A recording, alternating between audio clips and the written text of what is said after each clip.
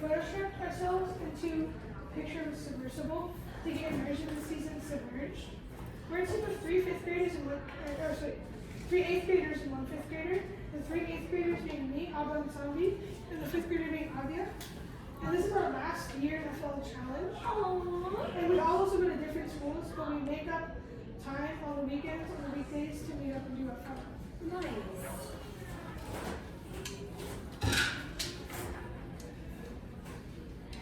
Breaking news! Fertilizer runoff is getting everywhere!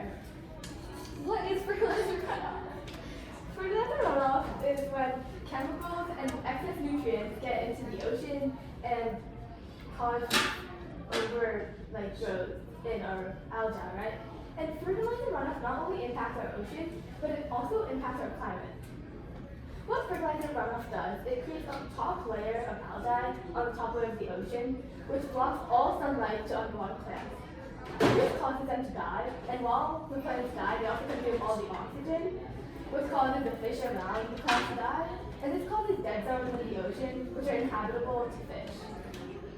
And some ways that fertilizer runoff happens is like poor timing, like putting down fertilizer just before it rains. It's probably going to make all that excess nutrients flow down to like streams or storm drains, as the plants will have enough time to grab on that nutrients. And as you can see here, we also found out in our own community when people were putting down like soil that had fertilizer in it, it was going directly into storm drains, and they were just misplacing it. And this is one of the most common causes of getting fertilizer into oceans. So, like Sandra said, once we discovered the major impacts of fertilizer runoff, we wanted to make a solution where people can still use fertilizer but in a more natural way. So that's where we researched about compost being the most commonly used natural fertilizer, and we wanted to incorporate compost to being the #1 use in our solution. So in regionals, we showed up with this solution, and as you can see, it kind of looks like a trash bin, but it has a couple features that are unique. So for one, we have a rotational device, and we added gears inside, so it mixes the compost equally. And this is very important for your compost, or without it, it's not going to generate. Another thing we added were aeration holes, because we actually did an experiment as a team for compost, and we didn't have oxygen in there. We just did an airtight bag, and it didn't work at all. So we made sure to add aeration holes in there. And since we had we had extra time after regionals before the championship event, we wanted to change our solution to make it even more efficient for homeowners to use, since our target audience is homeowners. So that's when we generated these photos down here of what we wanted our new and improved solution to look like. And so that's when we started building our new model. And as you can see, it still has the same features like the rotational device, but a couple new things we added is we added cooled plates. So when you mix it, you can actually see how your compost is forming, and when you want to take it out and you want to maybe let it rest for a couple days. And we also added a door on the side. So instead of opening the main door and you put your compost in, you can actually take it out when you zoom from the side.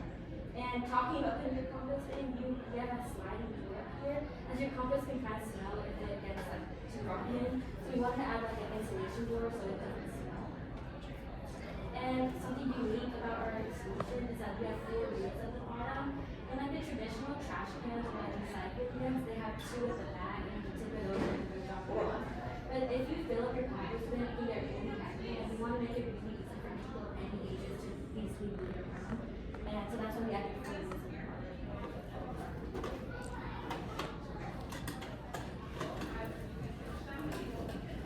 Another sign of community compost bin is a sliding component that allows the composting material slide and easy drop. We also added a main door, and the main door opens on the opposite side of the small door, preventing spillage. And the main lid is intended for trucks to access and collect the composting material to transport to the composting facility. And like our homemade compost bin, we also have a holes for aeration. And we also have this small door with a top and down mechanism, so that if someone forgets to close it, it will automatically close, preventing odor from the food and composting material.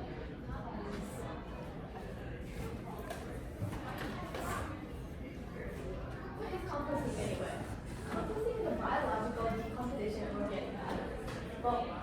essentially, basically it's like when you put organic matter that like nitrogen and carbon and mix it around, it's water and just air, and it'll turn into a very natural fertilizer that can be all year round. And you can compost things like, and composting not only makes it so your trash doesn't end up in landfills, but it also reduces climate change. As when stuff like vegetable scraps and grass clippings go into landfills, it actually increases the greenhouse gases in our atmosphere. So composting does not only save your money, but also helps the environment and climate change. Fun fact, our solutions actually called the teal bin because not only is it solving the water problem, it's also solving climate change in our earth. So green from the earth and blue from the water makes teal. Did you say it's called the teal bin? The teal bin. There are four main ingredients to compost, which is nitrogen-rich materials, carbon-rich materials, water, and air. So brown materials are carbon-rich, whereas some brown materials are like cardboard, waste, and dried leaves. Green materials are nitrogen-rich, and some greens are like grass, leaves, and vegetable scraps. So things you shouldn't include in compost are vegetable products, dairy products, and citrus fruits. And it's important to know is that too much nitrogen will make compost smell bad, and too much carbon will break it down. And now I'll share about renewable professionals. So we talked to a lot. We talked to restaurants and first we went to Dunkin' Donuts, and they said we had a good idea. And county implemented campus where they would consider composting. And if you went to Meza, a Mediterranean club, the worker there listened and said we had a smart idea. And they grow like pounds and pounds of food every day. And if county supplied with compost bins, they would also start composting. Next we went to Gaga, a cuisine in India, and the owner there said we were on the right path. And if county gave the composting bins, they would also consider composting. And we also went to Chipotle. The worker there valued our idea and said he appreciated how organized we were, and if county implemented composting bins, they would consider it. And we also talked to a homeowner, and the homeowner said we had a great idea, and if county gave composting bins, they would also consider composting. We also went to Starbucks, but we saw that they were busy. However, we did see a poster that said grounds for the garden. And we volunteered to spread awareness about FLL at Starbucks hosted by Cheese, who shared a video of another team which was really fun. And we also enjoyed seeing kids ask if the kids were when they saw the robots perform missions. Many kids were excited about the first ever program, and many adults also wanted the kids to join. And overall, we had a great experience at Starbucks. Did you present or did you share about your project at the STEM Fest? It was mostly just like letting the kids see how the robot works. And Gotcha. it was like very early in the season. It's like a table. Yeah. Yeah, gotcha. Yeah, it was a fun campus, so we didn't really have a full work to do it. Yeah, no, that's okay. And after sharing these professionals, we actually shared our Geneva County utilities team. And they did really love our solution, and they gave us this big aspect. We went to Geneva County with the white box, and they had one suggestion for us that would be to move the spinning to the front so it would be easier for homeowners to come, spin it, and like quickly leave. Our original idea was to have a compost box so we could get up and we were like homeowners association. But they said it would be easier to just have one community center, which was really great idea and it's a really good solution. And one problem with this is they said their experiencing was marketing. They said that it was really hard to get homeowners to market composting into completed compost, as some people will think it's like really difficult. But they said that our bid would make it really easy as they were if we wanted to be doing it at the beginning, like any homeowner, or like be in a new and so and then they said that to really like encourage homeowners to compost as it will be cheaper for them and it's more for them.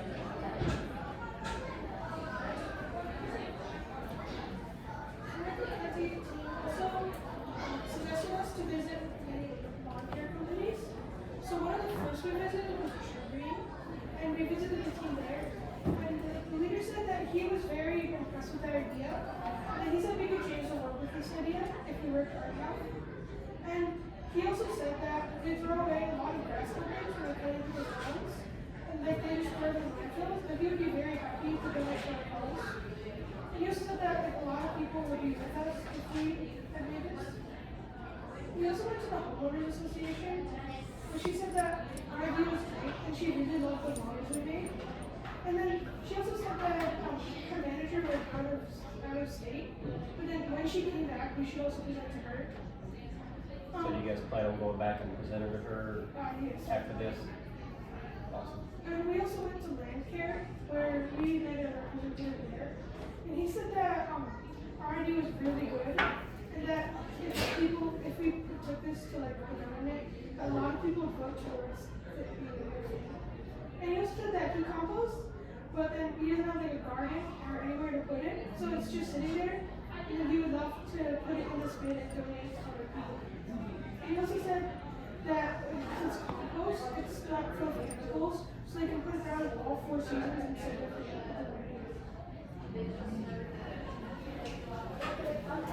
Like when you use chemical fertilizer, it can only be used in the season because it has so many chemicals. Like if you put it down in the summer, it's gonna like burn the plant. But like compost can get used in all seasons. So, since you guys find that professionals, in recognizing that professionals actually use websites as passive on the video so that they can put it on all their socials and actually market and posters and they really like it. So, after we did make this 2-minute video, they ended up putting it on their Instagram and Facebook, and then we're getting a lot of views. People were like putting tags so that we were like putting it on composting. We also want to make a form for homeowners to like fill out about composting, seeing if they would compost or like if they already are. And a lot of the reviews, you can't really see them here, but they all said they were like really excited and they did it. We got like a lot of positive reviews from this form. We also got a lot of reviews on the Nextdoor app where they have videos posting it. And it's like it spread a lot of information about composting and it's made really happy with it. That's awesome. Okay, you kind of shared. Yeah. Wow. Yeah, you Yeah. Alright. Well, let's transition into. Were you about to say something? No, let's talk about core values. Oh, okay. In the season, we showed a lot of discovery and impact like throughout the season, and we discovered a lot when we listened about the problem, as it isn't very known to like a lot of people. So, like when we were trying to discover about this like problem, we went through all we found out a lot about we found out about a lot of other problems like overfishing, which led us to this problem. And our solution also has a really big impact on the world because it's going to help save the wildlife and like help like lessen like climate change and dead zones in the ocean, which will make it easier for fish to find homes. So we displayed inclusion by making sure everybody was included in everything that we did. We all did different schools, autism third grade. It was a little hard to like put an action on stuff we called like, but you know we all ended up like taking equal turns on everything. Not only one person was something.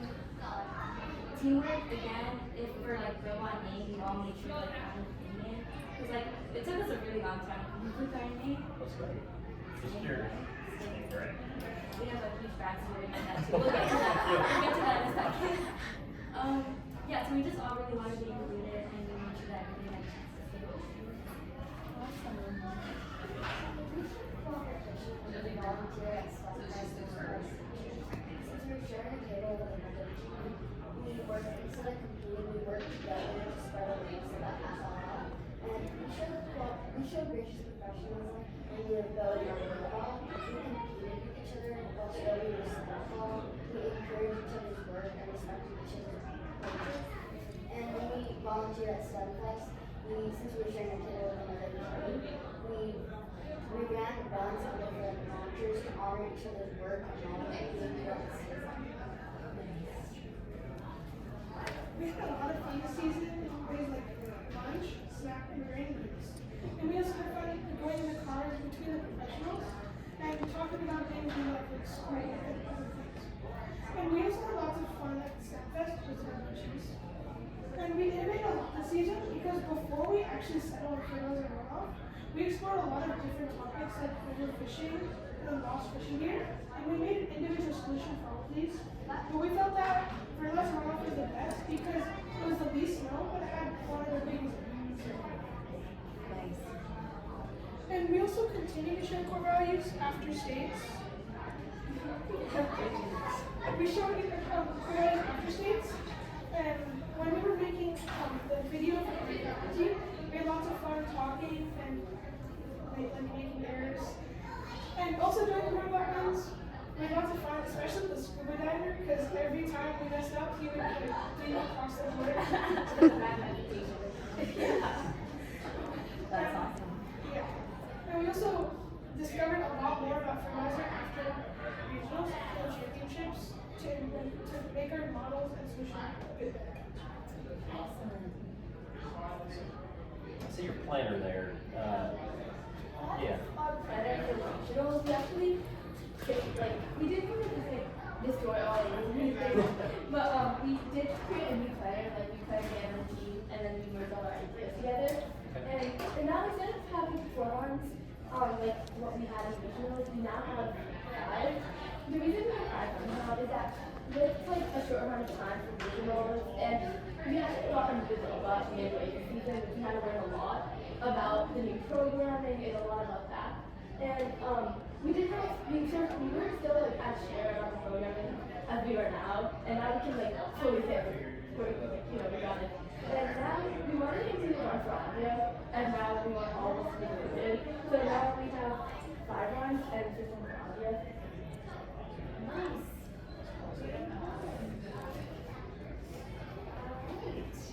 This is a robot. Okay. And we named him Stingray because when he goes to the back, usually the bottom of the robot, the 2 color switches here kind of look like eyes of a stingray. And we also wanted to name it after a marine animal because stingrays are very important because they dive from the top of the ocean to the bottom and help fight over and grow, which actually makes 50% of our life possible. So this is a robot here, and it includes 9 gears in it, and 4 motors and 2 sensors.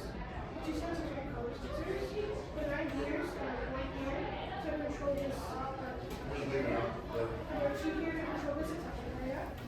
There are 4 banana gears, which are these to help with the stability of the attachment. There are 2 gears here to help hold the attachment, and there are 2 gears to put a motor power into it. And there are 4 motors. There are 2 large motors to help the wheels, 1 small motor in the front and the main attachment, and 1 small motor in the back to help us out back.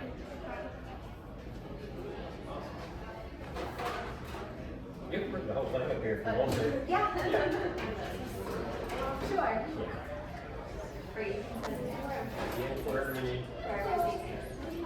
2 attachments, but this one is one of our main attachments. And this is our main attachment. It's called the all-rounder, and we needed that as it's used in all of our runs, and it has a very main role in all of our runs.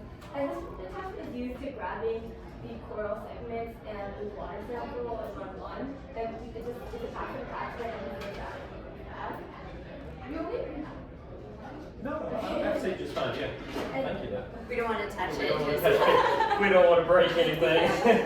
And we decided, I think we decided that we always wanted to have 1 attachment, so we didn't have to worry about clipping stuff out, doing stuff in. I wanted to take time. Okay. And so we decided that having 1 attachment that would be up and down, and it's really strong because we added banana gears. And we thought this design would be really good as it would be strong enough to get a lot of mission.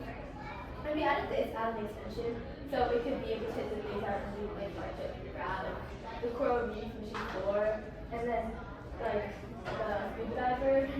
And this is one reason they always get linked off to the second board.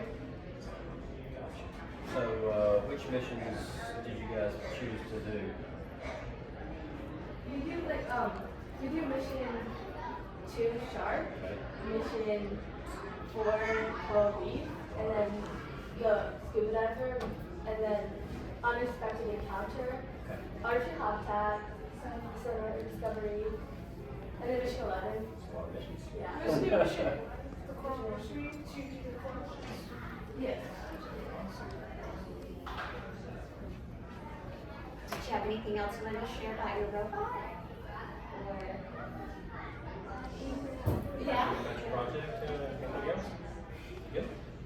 Do you want to tell us any more about like your runs? Like, did you group missions together? Did you have a strategy about how you would work together? I'd like to see that. It's kind of. It's kind of small. There we go. Yeah. I'm going to grab this really quick. Y'all can come on around here for a second. All right. Tell me about your runs. Alright, so basically for regional. This is a Sorry. Oh, okay, really? That's fine. You guys order it however you need to. But yeah, for regionals, we all Yeah. like formed our own individual runs, and then from there we kind of started like working on them more since we knew our robot better. One of our strategies we used were like moving nearby missions to save time. Gotcha. And in our fifth one, we did use a color sensor, but it's actually really cool. I don't think the print really came through there. Yeah, but we use one with in fifth one, as it's like, it's one of our last runs, so we don't get a lot of time for it. So we want to make sure the alignment was right, but even though it's like a quick run, because we only have about like 15 seconds to finish that entire run, so we want to make it quick, so when we hit the button, they can check the alignment and then send it. So which one of these is your run one on the board and Nick, you don't mind. So this is round one, and it starts here. And it's like two flow samples found. Gotcha. The water sample and the krill. Okay. Round two. Run 2 is the blue, and it is the coralline bug, Okay. shark, clay, anglerfish, and shad, and then there's foam. Okay. Yeah, we work in sharks. That one looks complicated. Yeah, it goes, starts here, and it's unaffected encounter. It collects the sample, and then it goes to the sonar and does those whales, and it does the spectrum, and then it comes to that launch. Okay. And run 4, it goes and it drops a sample, and then it does artificial habitat and 3 crabs, and then we get the trident sample, and then we go to the other floor. Okay. And then run 5 is just dropping off. Gotcha. Okay. Awesome. That's a lot to do. That's a lot of missions to do. It's impressive. It really is. Excellent. Are you able to do all 5 runs and then show it how? Yeah. Excellent. Very good. Do you have one person who is the robot operator, or do you all do different runs? So on this left launcher here, there are 3 runs. On the right launcher, there are 2 runs. So me and Audrey on the right launcher, and I do run 3, and she does run 5. Okay. And then on the left launcher, We do. Well, it's like we kind of alternate sometimes, but I'm usually the one to do run 2 and she does run 4. Gotcha. So how did you guys determine who did what, and did you guys have any conflicts, or? We had a few problems with the new blog, definitely, because when we were first programming it, we used our old Mindstorm, and we used our own Mindstorm hub, and when we were like programming it, it wasn't like working as well, so we went to the programming and we saw that it was an update, and with that update, it said like this program is expiring like December 7th or something. So we were like, oh no, we need to get a new hub. And so then we got the Spike Prime. So I think like we kind of had less time for like the regional one, so I think we just kind of split up anyway just to get the good stuff. Because that happened in the middle of your season where you Yeah. upgraded to the Spike Prime. So it just like took a long time. So Yeah. we just like randomly split up and we're just investing. we also You have to learn something new. We already programmed a few runs on the Mindstorm, so it was like difficult. Like completely Yeah. we also kind of like check everybody's opinion of what run they want to do, and then if 2 people think the same thing, like we either just vote it or vote Gotcha. Sure. And the majority, each of us like coded our own run with like a helper, so it could all be like included in doing and coding. So we all can learn about So the you all learned how to go. Yeah. You're aligning the helper on the left and right one for the help, like, click on it. Gotcha. Did you build anything that helps you align the robot interface? You can set that back down, yeah. Don't go back in front of the Okay, these are your aligning tools. Yeah, and we I saw those. like the table might be different and we'll here. Yeah. So if we have these don't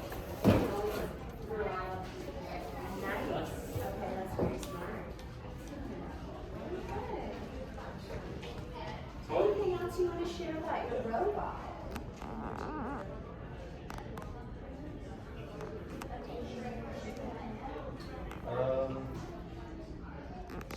I guess a few questions.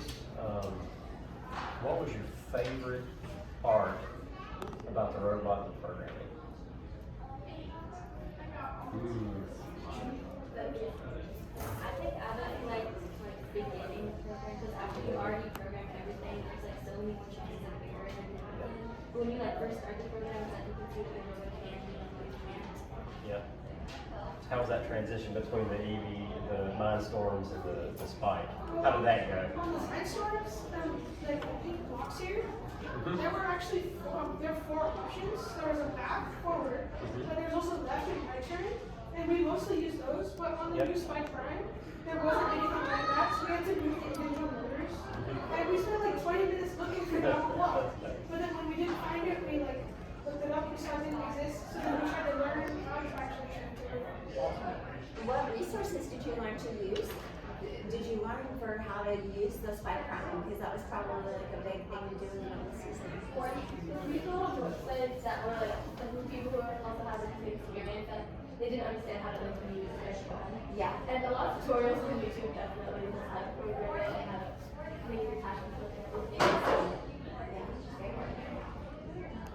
All right, I have one last question about your project. So I loved how you talked to so many different people and got good feedback about your project, and you were very thorough, looking at not just users but your city professionals and businesses and homeowners. That's awesome.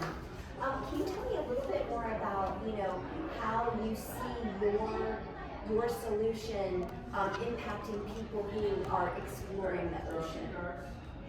So, people who explore the ocean, they want to find new species of like fish and animals, marine animals, right? Yeah. But then if overfishing happens, and let's say fish lives near like the Gulf of Mexico, like the coast, then fertilizer runoff happens, all these plants die, and now I have no oxygen, I die off. And that could potentially mean a new species that could like change the world, could probably be good.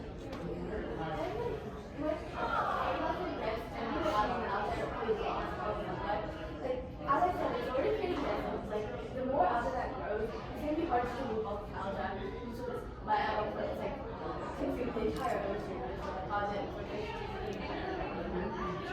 And you talked about how it actually kind of blocks the light, right? Yeah, From like there's like blocks on it from the front. yeah. Excellent. Well, anything else you want to share? Any final thoughts?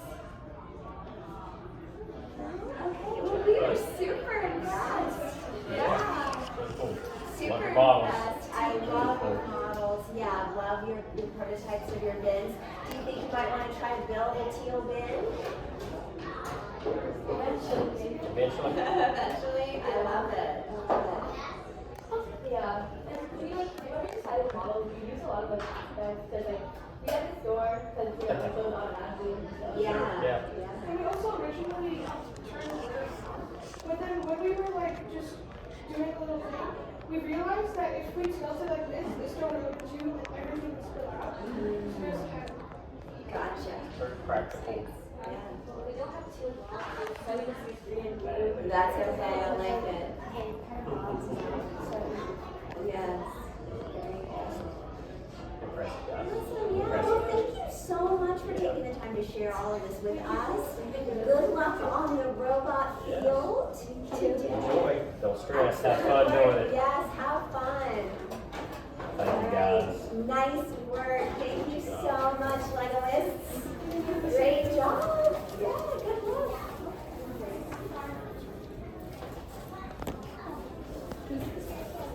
Should we get